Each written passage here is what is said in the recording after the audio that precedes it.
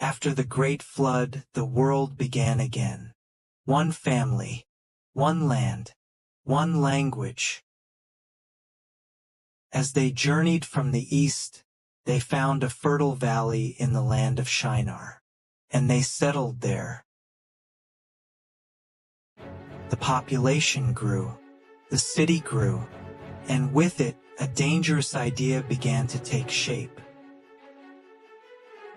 "Come," they said to one another, "let us build ourselves a city, and a tower whose top reaches the heavens."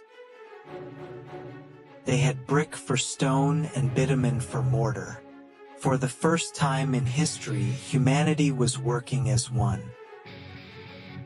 The tower began to rise, each layer bringing them closer to their dream and further from God's command.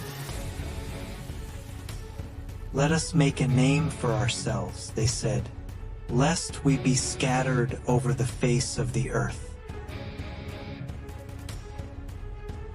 But in those words, "let us make a name for ourselves," was the heart of the problem. God had told Noah, "Be fruitful, multiply, and fill the earth." But these people refused to scatter. They were not building toward God. They were building away from Him, using His gifts to defy His plan. Then the Lord came down to see the city and the tower that the people had built.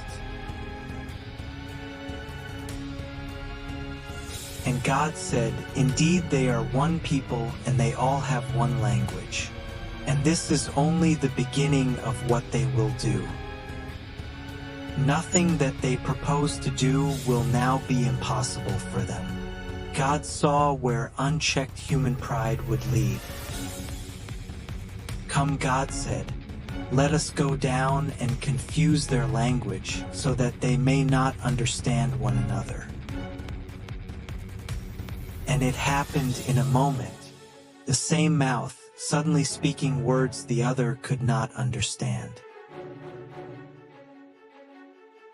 Brick by brick the tower had risen, but now, word by word, it fell apart.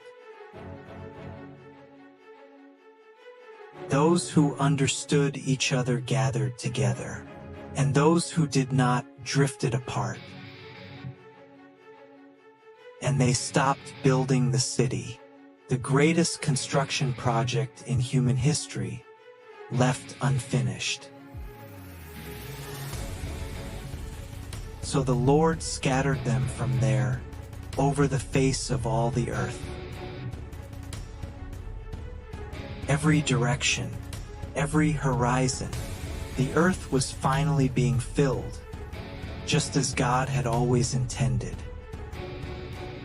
Therefore its name was called Babel, because there the Lord confused the language of all the earth. From one people came every nation. From one language came every tongue spoken on earth today. What looked like judgment was actually mercy. God stopped what humanity could not stop itself from doing. In the very next chapter, God calls one man, Abram, and he says, "I will make your name great." The builders of Babel tried to make a name for themselves, and they are forgotten. God made Abram's name great, and the whole world knows it. Thousands of years later, at Pentecost, God reversed Babel. Every nation heard the gospel in their own tongue. What man tried to force through pride, God would accomplish through grace. True unity comes from Him, not from us. Every language you have ever heard, every nation on earth, every culture and people traces back to that plain in Shinar. The question Babel asks us today is the same it asked them. Are you building your name or trusting God to build it for you? God is not against human greatness. He is against human pride. Humble yourself, and he will lift you up. Amen.